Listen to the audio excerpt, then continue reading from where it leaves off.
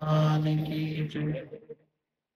मंदिरामध्ये विराजमान श्री लक्ष्मीनारायण देव, घनश्याम महाराज, श्री राधाकृष्ण देव, सभेमध्ये उपस्थित गुरुवर्य परमपूज्य सद्गुरु स्वामी गोविंद प्रसाद दासजी स्वामी, पंखे बंद करून टाका. तसेच सर्व कथा प्रेमी भक्तजन सर्वांना जय श्री स्वामीनारायण.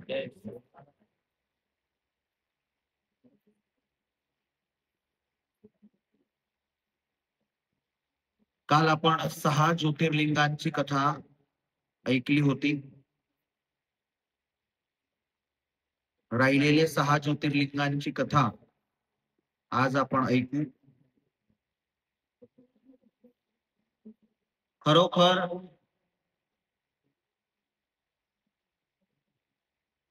इथपर्यंत कथा म्हणजे अर्धी कथा शिव महापुराणची झाली. या पुढे खूप काही अजून अनेक कथा आहेत.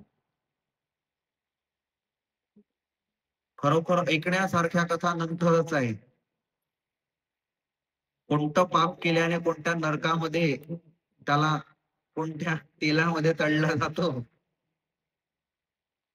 मृत्यूनंतर मृत्यूच्या आधी 6 महिन्या आधी माणसाला संकेत मिळतात. ते संकेत कसे असतात हे सर्व कथा शिव महापुराणामध्ये शेवटच्या उमा संहितामध्ये सांगण्यात आलेल्या आहेत.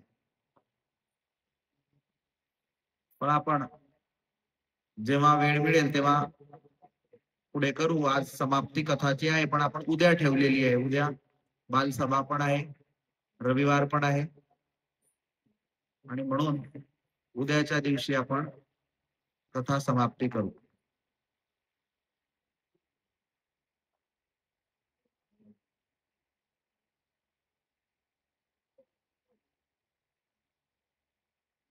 तर 6वं ज्योतिर्लिंग जे आहे ते भीमशंकर, आपण भीमेश्वर महादेवाची कथा शेवटी श्रवण केली होती.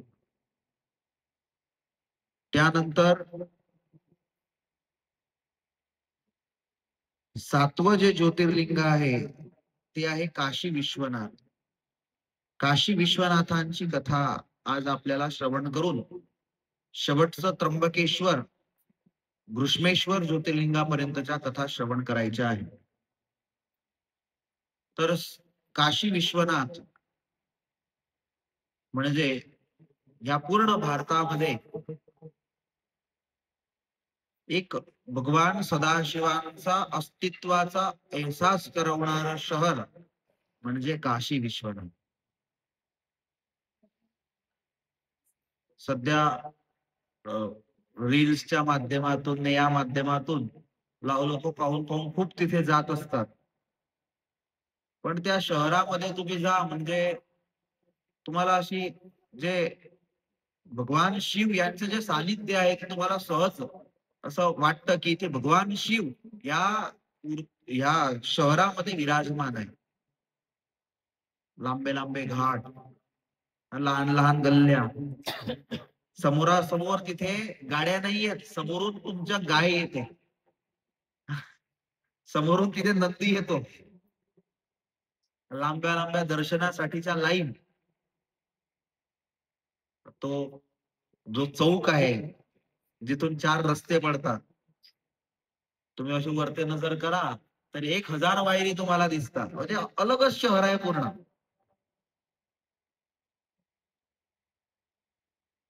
तर हे काशी विश्वनाथ जे आहे त्यांची कथा सांगण्यात आली.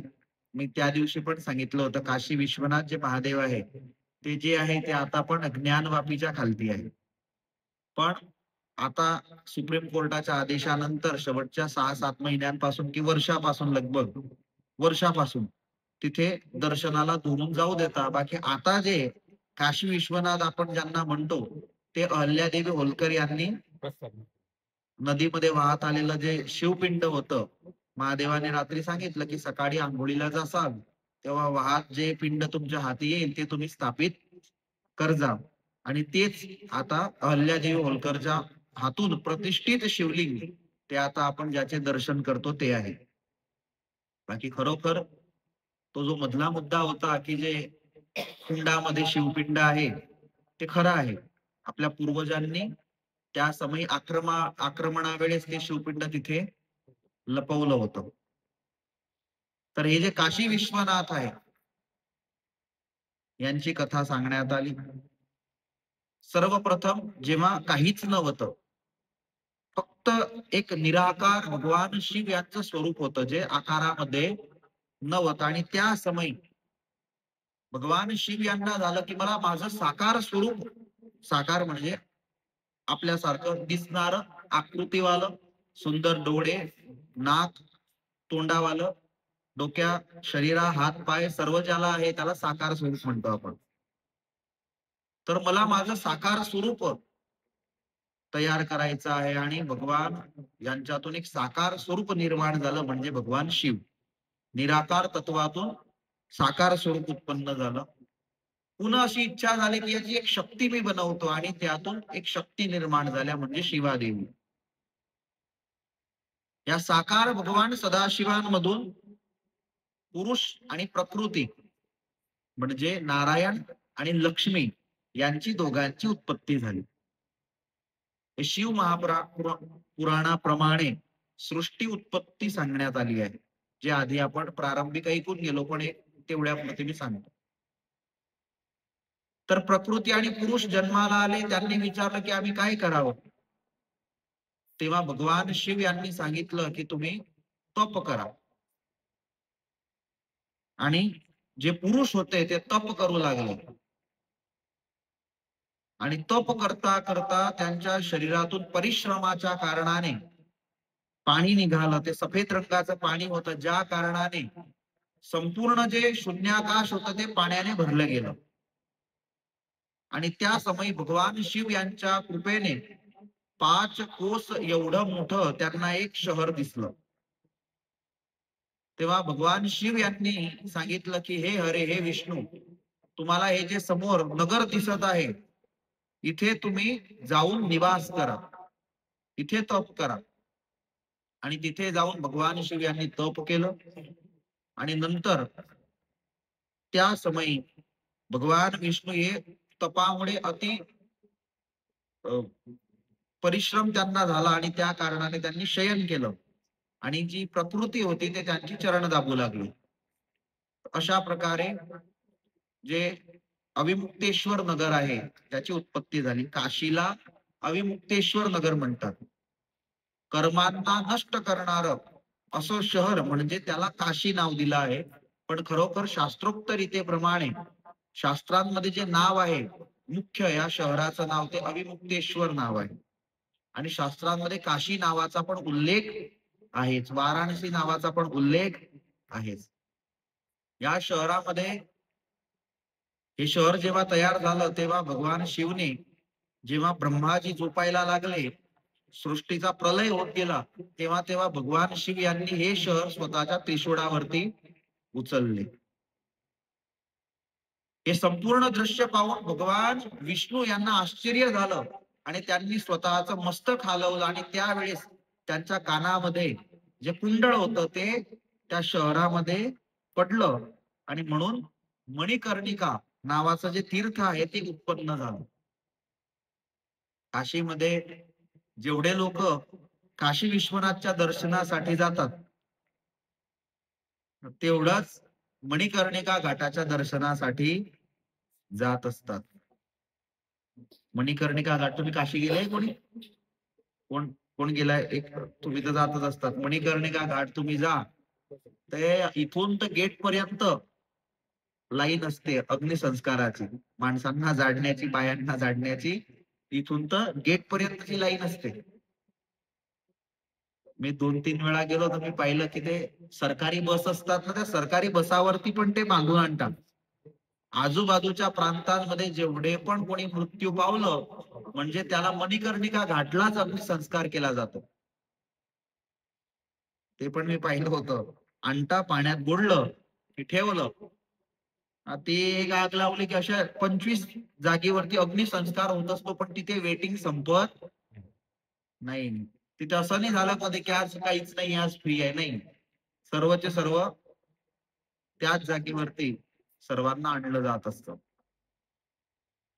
तर या शहरामध्ये ज्ञान प्राप्तीसाठीचं सर्वोत्तम शहर म्हणजे काशी आहे.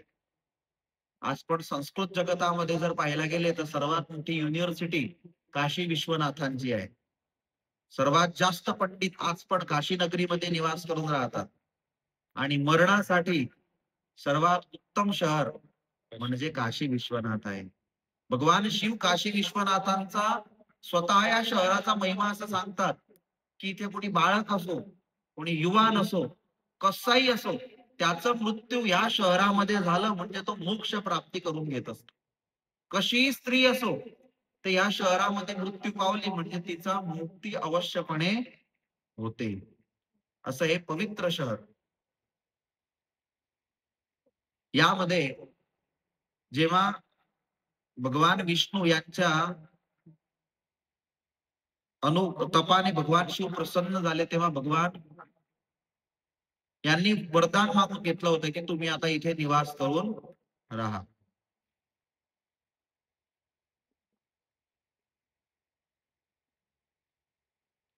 तर अशा प्रकारे काशी विश्वनाथ भगवंताचा महिमा सांगण्यात आला. काशी विश्वनाथांचा खूप मोठा महिमा आहे. भगवान शिव स्वतः शिव महापुराणामध्ये असं म्हणतात, की जेवढे पण भारतामध्ये तीर्थ आहे, जेवढे पण तीर्थ आहे, प्रभास, प्रयागराज, गंगा, हरिद्वार, ऋषिकेश, रामेश्वरम, जेवढे तीर्थ तुम्हाला दिसतात ते सर्व तीर्थ जर एक बाजूला ठेवले आणि एक बाजूला जर काशी तीर्थ ठेवलं तर ते सर्वां बरोबर येईल. एवढं मोठं तीर्थ म्हणजे काशी विश्वनाथ. तुम्ही काशीला जा म्हणजे सर्व तीर्थांचे दर्शन तुम्ही घेतले असं समजा. तर एवढा महिमा काशीचा आहे. तर काशी विश्वनाथ जे आहे, अविमुक्तेश्वर असं जे ज्योतिर्लिंग आहे, त्याचं नाव काय आहे? अविमुक्तेश्वर. मला असं वाटतं की अहल्यादेवी होलकर यांनी नंतर ते नाव बदल केला असेल, अथवा काशी मध्ये राहणाऱ्या पंडितांनी, जसे आपल्या भगवंताचे अनेक नाव आहे. इथे स्वामीनारायण लिहिलाय फळीवरती, आपण घनश्याम महाराज म्हणतो. तसे अनेक महादेवाचे नाव आहे. त्यानंतर त्र्यंबकेश्वर महादेव, आपल्या महाराष्ट्राला पावन करणारे तीर्थ म्हणजे त्र्यंबकेश्वर महादेव. या त्र्यंबकेश्वर महादेवाची कथा ऐकण्यासारखी आहे. गौतम आणि अहल्या हे दोघं पण ब्रह्म नावाच्या पर्वतावरती राहत होते. ब्रह्म पर्वत म्हणजे आज जिथे त्र्यंबकेश्वर महादेव आहे तो पर्वत. आता हे दोघं पण अति तपस्वी, पण एके वेळी झालं असं की यांनी 1000 वर्षापर्यंत तप केलं आणि जेव्हा डोळे खोलले तेव्हा 101 वर्षाचा दुष्काळ पडला. पाणी प्यायला मिळत नव्हतं, खायला मिळत नव्हतं. सर्व जे ऋषीगण होते यांनी हा पर्वत सोडला आणि बाकीच्या दिशांमध्ये स्वतःचं जीवन व्यतीत करण्यासाठी निघून गेले. त्या समयी गौतम ऋषी यांनी वरुण देवताची उपासना केली आणि वरुण देवता प्रसन्न झाले. वरुण देवताकडे वरदान मागितलं की तुम्ही पाऊस करा. वरुण देवता म्हणतात, इंद्राच्या आज्ञेनुसार मी पाऊस करू शकणार नाही. इंद्राने नाही सांगितलंय, देवताची सभामध्ये नक्की झालाय की पाऊस होणार नाही. तुम्ही म्हणत असाल तर मी तुम्हाला जागा दाखवतो, त्या जागेवरती तुम्हाला अफूट आणि अमृत समान पाणी प्राप्त होईल. तेव्हा वरुण देवतांनी दाखवलं की या जागेवरती तुम्ही पहा. आणि गौतम ऋषींनी त्या जागेवरती तपासलं तर त्या जागेवरती पाणी निघालं. जसं पाणी प्राप्त झालं, गौतम ऋषींनी स्वतः शेती केली आणि जो पर्वत होता त्या संपूर्ण पर्वतावरती शेती स्वतः करू लागले. ज्या पाण्याच्या माध्यमातून शेती सुंदर रीतीने तयार झाली. आता पाणी मिळालं, खायला अन्न मिळू लागलं म्हणजे आजूबाजूला जे ऋषीगण होते ते सर्वचे सर्व त्या पर्वतावरती येऊन निवास करू लागले. आता एके दिवशी झालं असं की गौतम ऋषीच्या पत्नी होत्या अहल्या, त्या पाणी भरायला गेल्या आणि बाकीच्या ऋषींच्या पत्न्या पण पाणी भरायला तिथे आल्या असतील. आता गौतम ऋषीच्या पत्नीने सांगितलं की आधी मला भरू द्या, मला जायचं आहे, आणि हिने पाणी भरलं. बाकीच्या ऋषी पत्न्यांना ईर्ष्या झाली की हे कशी आधी भरून जाते. आता खरोखर कोणाच्या तपाने पाणी आणि अन्न आलं होतं? गौतम ऋषींच्या तपाने. पर्वतावरती दररोज धान्य वाटप व्हायचं, त्यामध्ये पण नियम होता की आधी अहल्याला धान्य दिलं जाईल, नंतर बाकीच्यांनी धान्य घ्यायचं. आणि त्यामध्ये पण या स्त्रियांना ईर्ष्या उत्पन्न झाली. जी अमुक भूमी असते ना, त्या भूमीचे गुण असतात, मातीचे गुण असतात. काही जे प्रदेश असतात, त्या प्रदेशामध्ये ईर्ष्याचं प्रमाण जास्त असतं. काही प्रदेशांमध्ये मान अभिमानाचं प्रमाण जास्त असतं. हे जे सोन्याच्या चेना घालून फिरण्या किंवा मोठ्या मोठ्या जाळ्या जाळ्या चेना घालून फिरणं, हे मान सन्मान अभिमानाचं आहे. त्यानंतर ईर्ष्या जे आहे ते याची गोष्ट याला सांगणं आणि याची गोष्ट याला सांगणं, हा ईर्ष्या दोष आहे. इतक्या वर्षानंतर कोणत्या भूमीमध्ये कोणता दोष राहिला या दिसून येतो तरतच. तर ईर्ष्या अशी आहे की जे सर्वात जवळच्या माणसाचीच होते, सोबत राहणाऱ्याची ईर्ष्या होते, ज्याला आपण आपल्या बरोबरीला समजतो त्याची ईर्ष्या होते. बरोबर? माझी ईर्ष्या तुम्हाला नाही होणार, कधीच नाही होणार. कारण तुम्ही खालते बसून कथा ऐकणार आहे, पण माझ्या सोबतीला जो बसून कथा करणारा असेल त्याला नक्कीच माझी ईर्ष्या होईल, कारण की तो सोबतीला आला. सेम त्याच प्रकारे सुनील दादा ट्रॅव्हल्स चालवत आहे, तर ट्रॅव्हल्स वाल्याला ट्रॅव्हल्स वाल्याची ईर्ष्या होते, मेडिकल वाल्याला मेडिकल वाल्याची होते. सहज आहे, बरोबरी जिथे येते तिथे ईर्ष्या होतेच. म्हणून ह्या ज्या सर्व ऋषी पत्न्या होत्या त्यांना ईर्ष्या उत्पन्न झाली की हे कशी पुढे जाते, आणि त्यांनी स्वतःच्या पतिदेवांना जाऊन सांगितलं की तुम्ही असा काहीतरी रस्ता करा की गौतम ऋषी पर्वत सोडून जातील. आणि या सर्व ऋषीगणांनी गणपतींची उपासना केली. मी अनेक कथा केल्या, पण प्रथम अशी कथा मला पाहायला मिळते की ब्रह्मपर्वतवरच्या ऋषीगणांनी गणपती महाराजांची उपासना केली. म्हणजे आपण असं समजू शकतो की त्या समयापासून आपल्या महाराष्ट्रामध्ये गणपती महाराजांची आराधना होते. नाही तर ब्रह्माजीचं तप करतं कोणी कोणी, शिवचं तप करतं. यांनी गणपतीची उपासना केली आणि गणपती प्रसन्न झाले. गणपती म्हणता वरदान मागा,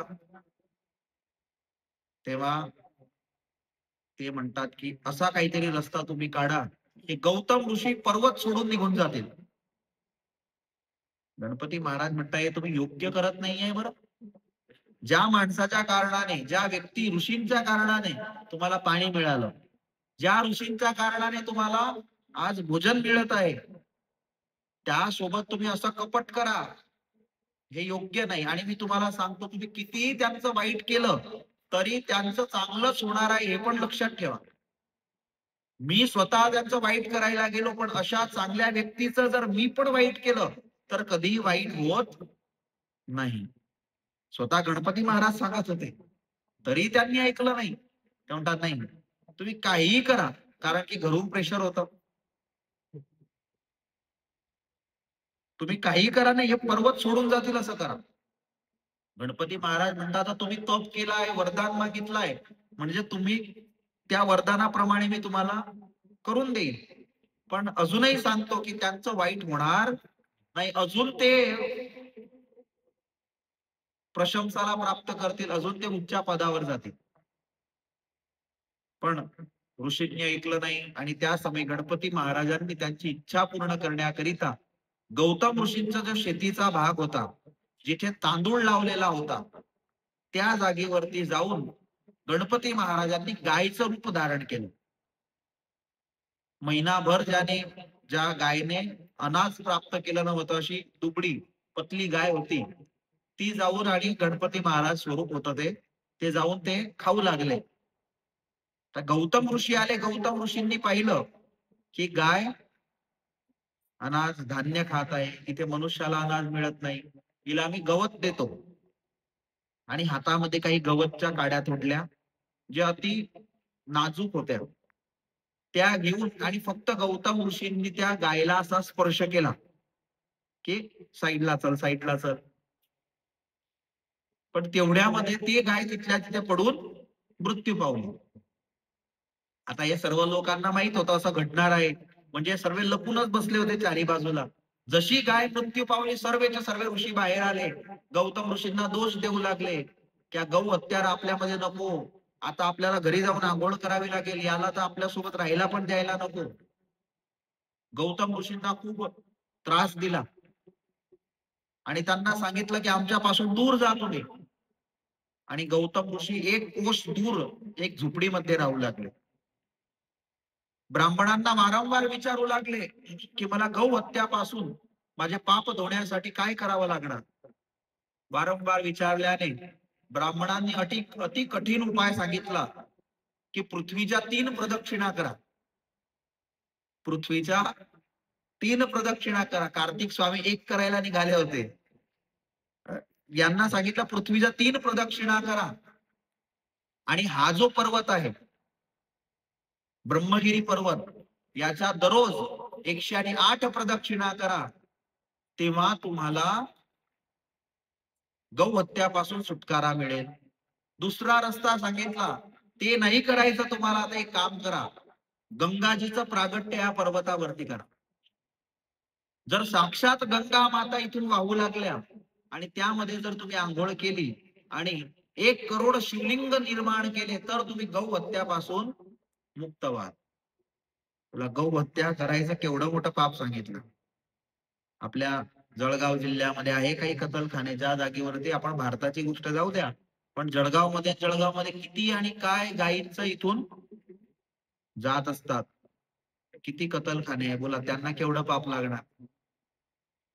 या विश्वामध्ये असे अनेक लोक आहेत की जे गौ हत्या करणारे आहेत. आफ्रिका सारख्या देशामध्ये तर 1-2 दुकान सोडा म्हणजे गाय लटकलेल्या असतात. त्यांच्यामध्ये तसा नियम आहे की कोणी वारलं म्हणजे गायीच हे दिलं जातं, असं म्हणजे अशा प्रकारचे. पण ते तर जर्सी गाय वगैरे असतात, पण प्राणी हा प्राणी आहे शेवटी. आपला धर्म आपल्याला काय शिकवतो की सर्व जीव प्राण्या मात्रांविषयी दयाभाव ठेवणे. तर गौतम ऋषींना अशा प्रकारे सांगितलं, तेव्हा गौतम ऋषी म्हणतात की बघा, मी एक काम करतो, मी शिव भगवंताचं तप करतो आणि गंगाजीला इथे प्रगट करतो आणि शिवपिंडाची स्थापना करतो. आणि त्यावेळेस ब्रह्माजी तिथूनच दर्शन करून घ्या, दुरूनच.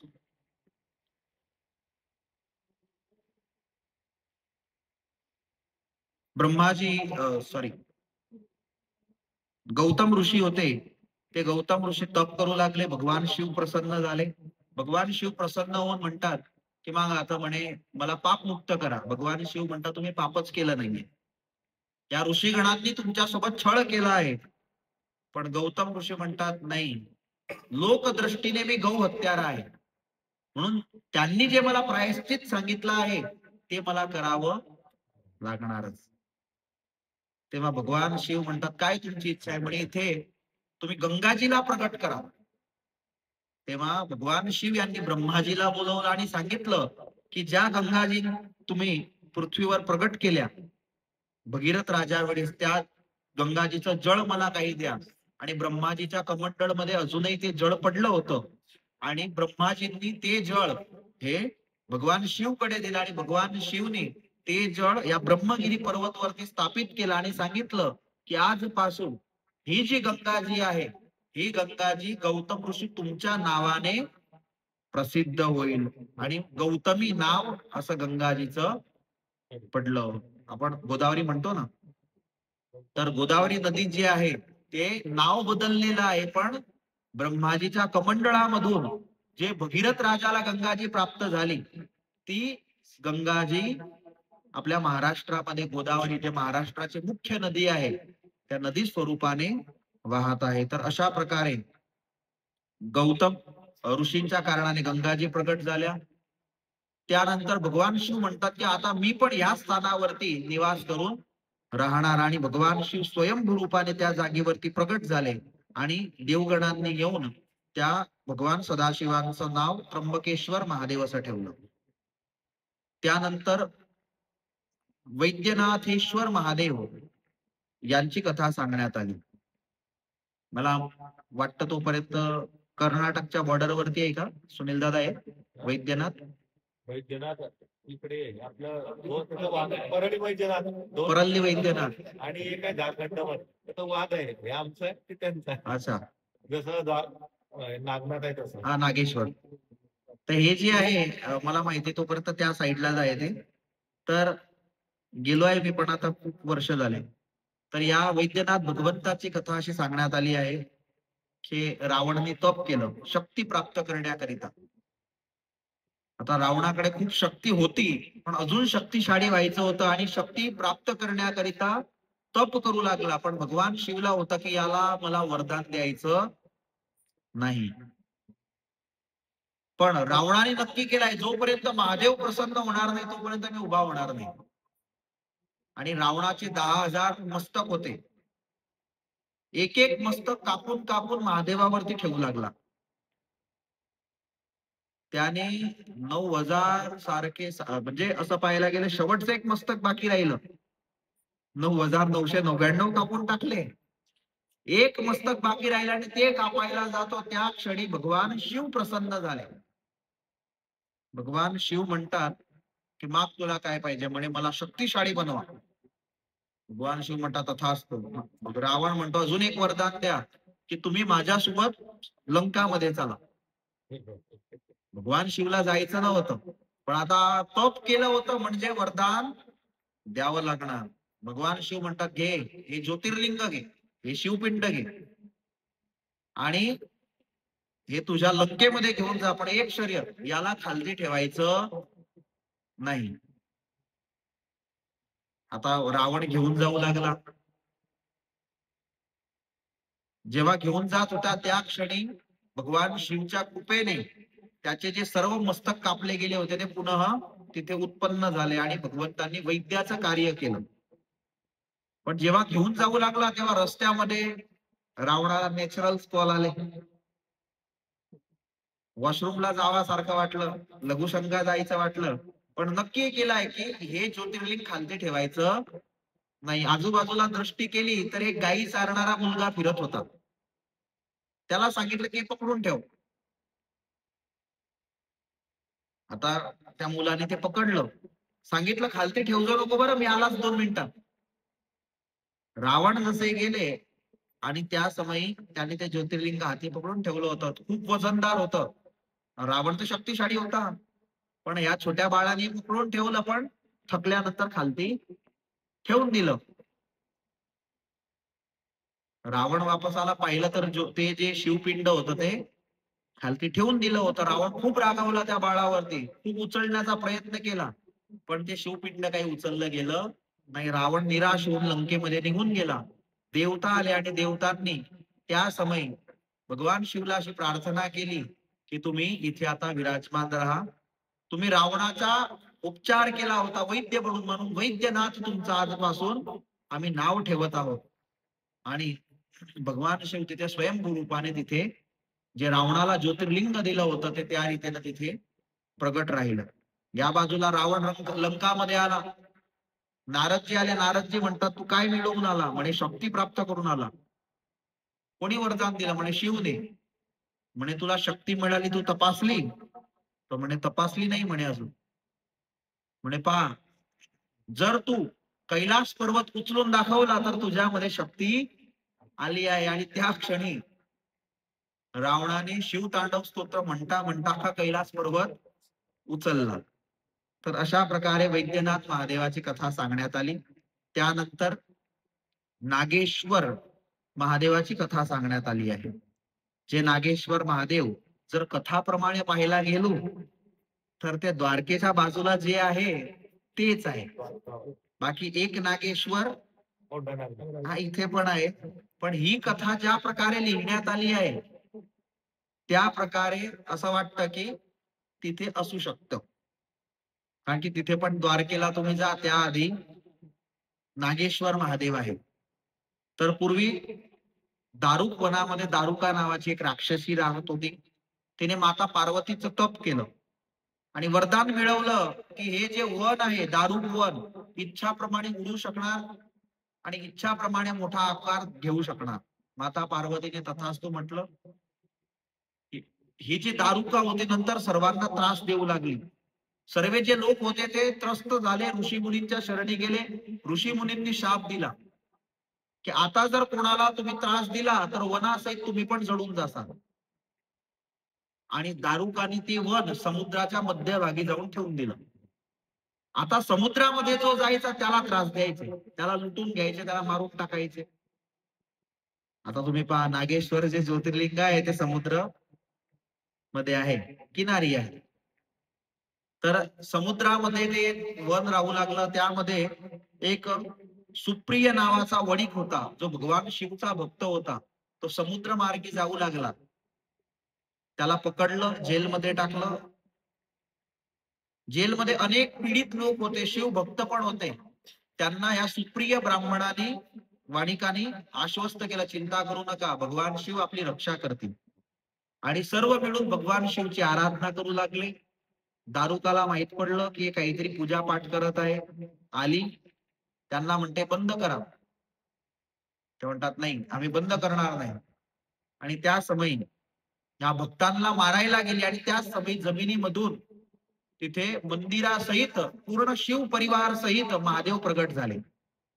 आणि भगवान शिव त्यांना मारण्याची तयारी करतात. तेवढ्यात दारुकाने माता पार्वतीचे पाय पकडले की मी तुमची भक्त आहे, सांगा तुमच्या पतिदेवांना की मारू नका मला. तेव्हा माता पार्वतीने सांगितलं की माझी भक्त आहे, हिला तुम्ही मारू नका, आता हे असं काम करणार नाही. भगवान शिव म्हणतात मी हिचा विश्वास करणार नाही, मी हिचा विश्वास कधीच करणार नाही. आता मी स्वयं इथे विराजमान राहतो, जर हिने त्रास दिला तर मग मी हिला पाहून घेईन. आणि स्वयंभू रूपाने महादेव तिथे विराजमान झाले आणि नागेश्वर महादेव असं त्यांचं नाव पडलं. नागेश्वर पडलं यामागे आपण असं पण समजू शकतो की भागवतजी मध्ये कथा आहे कालिय दमनची. त्यामध्ये भगवान श्रीकृष्ण असं म्हणतात की तुमच्यासाठी मी रमणीक द्वीप तयार केला आहे. रमणीक द्वीप म्हणजे समुद्राच्या मध्यभागी, तिथे तुम्ही जाऊन निवास करा.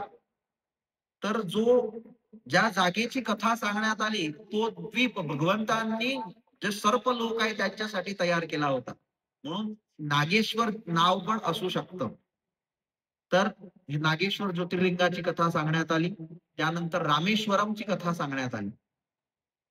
भगवान रामचंद्र रावणाला मारण्यासाठी निघाले आणि त्या समयी एक शिवपिंड रेतीतून निर्माण केलं आणि ते वज्रा समान तयार झालं. आणि तेव्हा भगवान शिवला प्रार्थना केली की तुमच्या भक्ताला मारायला जात आहे, क्षमा कर जा. आणि भगवान रामचंद्रांनी जे शिवपिंड तयार केलं, आम्ही गेलो होतो तिथे, आज पण तुम्ही पहा, तर करोडो वर्ष व्यतीत झाले पण अजूनही ते ज्योतिर्लिंग तसं नाही तसं आहे. तर ते भगवान रामचंद्रांच्या हातून स्थापित झालेलं ज्योतिर्लिंग म्हणजे रामेश्वरम महादेव. आणि 12वं जे ज्योतिर्लिंग आहे, जे आपल्याला सर्वात जवळचं ज्योतिर्लिंग आहे, ते घृष्णेश्वर महादेव. एक वेळा तरी वर्षातून आपल्या जवळ आहे. आणि ह्या ऋतूमध्ये तर तिथे जाण्याचा आनंदच काही अलग असतो. तर त्या ज्योतिर्लिंगाचे अवश्यपणे घृष्णेश्वर महादेवाचे दर्शन करायला पाहिजे. तर त्या मागे कथा सांगण्यात आली. शेवटच्या एक ज्योतिर्लिंगाची कथा आहे, 2 मिनिटात पूर्ण करतो मी, हे पण जास्त काही लांबवणार नाही. दक्षिण दिशामध्ये म्हणजे आपला हा दक्षिण देश आहे, यामध्ये देव पर्वत आहे. आता खरोखर आपण जे दौलताबाद जो किल्ला म्हणतो, त्या किल्ल्याचं नाव काय आहे? देवगिरी पर्वत, देवगिरी किल्ला आपण म्हणतो. कारण की जो संपूर्ण जो पर्वत आहे त्या पर्वताचं नाव देव पर्वत आहे.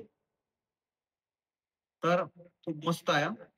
बाकीचे तुम्ही तिथे जा तर एकदम थंड हवेची ठिकाण आहे, किंवा हे जे पर्वत आहे यामध्ये आपण असं पाहायला गेलो तर भारतामध्ये ज्याची नोंद घेतली जाते अशी जे इलोराच्या गुफा आहे, त्या या सर्व त्याच पर्वतामध्ये आहे. तर तिथे सुधर्मा नावाचा एक ब्राह्मण राहत होता. तो शिव उपासक होता. त्याला सुदेहा नावाची पत्नी होती.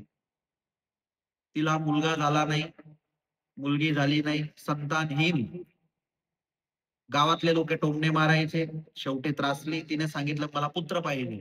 ब्राह्मण म्हणतो की मला ज्योतिष पाहता येतं, तुला पुत्र होणार नाही. तर ती म्हणते एक काम करा, माझ्या बहिणीसोबत लग्न करा. आणि घृष्मा नावाची सुदेहाची बहीण होती. तिच्यासोबत जबरदस्ती ब्राह्मणाने नाही सांगितलं की तुम्ही झगडा करसाल बरं. नाही नाही म्हणे आम्ही दोघी बहिणी कशाला झगडा करू. जबरदस्ती लग्न ठरवलं आणि म्हणे आता पुत्र पाहिजे. आणि घृष्मासोबत लग्न झाल्यानंतर काही वर्षांनी एक पुत्र प्राप्त झाला. धीरे धीरे तो मोठा झाला. त्याचं लग्न झालं. घरामध्ये सून आली. आता मुलगा जिचा होता तर तो मग आईचाच जास्त ऐकणार आहे ना, आणि सून पण हिचाच जास्त ऐकणार आहे. तर ह्या सुदेहाला ईर्ष्या होऊ लागली. पण जे घृष्मा होते ते शिवभक्त होते. दररोज 108 शिवपिंड तयार करून महादेवाची पूजा करायची. हिला ईर्ष्या झाली की आता मी हिचं मान जास्त वाढत जात आहे, मी या बाळाची हत्या करून टाकते. आणि रात्रीला झोपला असताना छऱ्याने त्या मुलाला मारून टाकलं. सकाळ झाली आणि स्वतःच रडायला लागले की आमच्या मुलाला कोणीतरी मारून टाकलं. भृष्माचा नियम होता, सकाळ झाली म्हणजे 108 शिवलिंग निर्माण करून त्या तलावामध्ये विसर्जित करायचे. तुम्ही गेले असाल तर महादेवाकडे जा आणि दरवाजाच्या बाहेर निघाल्यानंतर उजव्या साईडला 200-300 फूट तुम्ही तिकडे जा, म्हणजे तिकडे एक तलाव आहे. त्या तलावामध्ये जाऊन आणि हे पूजन करायचे. आणि जेव्हा पूजन करायला गेली, तिला माहितीये माझा मुलगा वारला, पण तिला दुःख पण नव्हतं, आनंद पण नव्हता. त्या क्षणी तिने पाहिलं की त्या तलावाच्या किनारी स्वतःचा मुलगा बसला आहे. आनंद पण नाही झाला, दुःख पण नाही झालं. त्या क्षणी भगवान शिव तिथे प्रसन्न झाले. म्हणतात की तुझ्या मुलाला तुझ्या बहिणीनेच मारलं होतं, मी तिला मारायला जातोय. जे घृष्मा होती तिने भगवंताचे चरण पकडले की ती माझी बहीण आहे, मारू नका. भगवान शिव अति प्रसन्न झाले की तुझं एवढं तिने वाईट केलं, पण तुझ्या मनामध्ये तिच्या प्रत्येक जरा पण द्वेष भाव उत्पन्न झाला नाही, म्हणून तुझ्या नावाने मी आता जगत मध्ये प्रसिद्ध होईल आणि या स्थानावरती विराजमान होईल. आणि स्वयं भगवान शिव तिथे घृष्मेश्वर महादेव स्वरूपाने प्रगट झाले. असे घृष्मेश्वर महादेवाचं महिमा सांगण्यात आला. त्यानंतर हरीश्वर महादेवाची कथा सांगण्यात आली, पण ते 12 ज्योतिर्लिंगांमध्ये नाही. तर ती आपण उद्याच्या दिवशी श्रवण करू. बाकी थोडी जी कथा आहे महत्वाची ती पण उद्याच्या दिवशी श्रवण करू. आणि उद्या कथेचा समय 10 ते 11 हा पण ठेवला आहे. त्यानंतर जेवढे पण कथा श्रवणासाठी 1 महिन्यामध्ये जेवढे पण येत होते त्या सर्वांनी उद्याच्या दिवशी कथा श्रवणानंतर इथेच महाप्रसाद घ्यायचा आहे. तर त्यांच्यासाठी इथे महाप्रसादाची व्यवस्था केली आहे. तर बालसभा आणि कथा ऐकणारे. आता खरोखर आपल्याकडे लग्न असो, सत्यनारायण असो, वाढदिवस असो की कथा समाप्ती असो, एकच मेनू फायनल असतो. बरोबर, पण असं कुठेच लिहिलं नाही की तोच मेनू पाहिजे. त्या मेनूला चेंज करून लहान मुलांच्या अनुसार आपण ते चेंज केलाय थोडस. आता आपण दक्षिण भारतामध्ये जाऊ थोडेसे आणि तिथला मेनू ठेवू. तर उद्याच्या दिवशी सर्वांनी 10 ते 11 मध्ये कथा श्रवणासाठी यायचं आहे. दुसरं, पुन्हा आज पण जाहीर करतो आणि उद्या पण जाहीर करतो, आपली कथा 400-500 लोक ऐकत असतात. तर 31 ऑगस्टच्या दिवशी बाल प्रेरणा पर्व आयोजित केला आहे, म्हणजे सेमिनार आयोजित केला आहे. सेमिनार 6, आतापर्यंत 5 सेमिनार झाले, 6वं सेमिनार आपण आयोजित केला आहे. या मागचा असा उद्देश आहे आपला की 80 ते 100 सारखे मुलं मुली बालसभाला येतात, पण काही मुलं मुली क्लासेसमुळे किंवा त्यांच्या आळसमुळे असे येऊ शकत नाही. तर 3 महिन्याला किंवा 6 महिन्याला आपण जेवढे पण आपल्या परिवारामध्ये मुलं मुली आहे त्यांना जमा करावे, जेणेकरून 3 महिन्याला तरी ते मंदिराशी जुळतील आणि एक सेमिनार धार्मिक अटेंड करतील. त्यासाठी हा आपला प्रयास आहे. तर 31 ऑगस्टच्या दिवशी अजून शाळा अजून सुरूच झाल्या आहे, म्हणजे एवढा काही कोणावर प्रेशर शाळेचा किंवा एक्झाम थोड्याशा आहे, पण एवढं नाही आहे अजून. तर आपण 31 ऑगस्टच्या दिवशी सकाळी 8 ते 4 या वेळामध्ये सुंदर असे सेशन आयोजित केले आहे. आपल्याला आता 2.5 वर्षाचा बालसभेचा अनुभव आहे. म्हणजे आता आपले जे सेमिनार आहे ते पण त्या लेव्हलचे होत असतात. म्हणून तुमच्या घरी जर तुमच्या मुलं-मुली नसले, तर आजूबाजूला आपल्या परिवारामधले जेवढे पण सिटीमध्ये राहणारे मुलं-मुली आहेत, त्यांना सर्वांना आपण यामध्ये पाठवावे. गावां साइडचा आम्ही अलग सेमिनार करणार आहे आणि शहरामध्ये जळगाव, भुसावळमध्ये जेवढे पण मुलं-मुली आहेत, त्या सर्वांचं हे सेमिनार 31 ऑगस्टच्या दिवशी आपण आयोजित केलेलं आहे. तर सर्वांनी याची खास नोंद घ्यावी. आपल्या विस्तारामध्ये, आपल्या सोसायटीमध्ये, कॉलनीमध्ये राहणारे जेवढे पण मुलं-मुली 25 वर्षापर्यंतचे आहेत, त्या सर्वांनी इथे त्यांना पाठवावे. तर हे खास सर्वांनी नोंद घ्यावी. तर उद्याच्या दिवशी आपण शेवटी समाप्तीची कथा श्रवण करू. 1 ऑगस्ट ते 8 ऑगस्ट पर्यंत भाद्रपद महिन्याची श्रीमद भागवतची कथा आपण आयोजित केली आहे. तो समय पण सकाळी 7:30 किंवा 7:10 ते 10:30 पर्यंत आपण ठेवलेला आहे. म्हणजे सकाळी सकाळी सर्वांनी येऊन कथा ऐकून जावं. तुम्ही पण फ्री, मी पण फ्री. कुठे जायचं असलं मला तरी पण मला टेन्शन नाही. तर असा कार्यक्रम आयोजित केलेला आहे. स्वामीनारायण भगवान की जय. श्रीपती श्रीधरम सर्व माधवम केशवम कामदम कारणम स्वामीनारायण स्वामी महाराज की जय. ओम त्र्यंबकं यजामहे सुगंधिं पुष्टिवर्धनम् उर्वारुकमिव बन्धनात् मृत्योर्मोक्षीयमामृतात्. ॐ त्र्यंबकं यजामहे सुगन्धिं पुष्टिवर्धनम् उर्वारुकमिव बन्धनात् मृत्योर्मोक्षीयमामृतात्. ॐ त्र्यंबकं यजामहे सुगन्धिं पुष्टिवर्धनम् उर्वारुकमिव बन्धनात् मृत्योर्मोक्षीयमामृतात्. ॐ त्र्यंबकं यजामहे सुगन्धिं पुष्टिवर्धनम् उर्वारुकमिव बन्धनात् मृत्योर्मोक्षीयमामृतात्. ॐ त्र्यंबकं यजामहे सुगन्धिं पुष्टिवर्धनम् उर्वारुकमिव बन्धनात् मृत्योर्मोक्षीयमामृतात्. सिद्धेश्वर महादेव की जय. ओम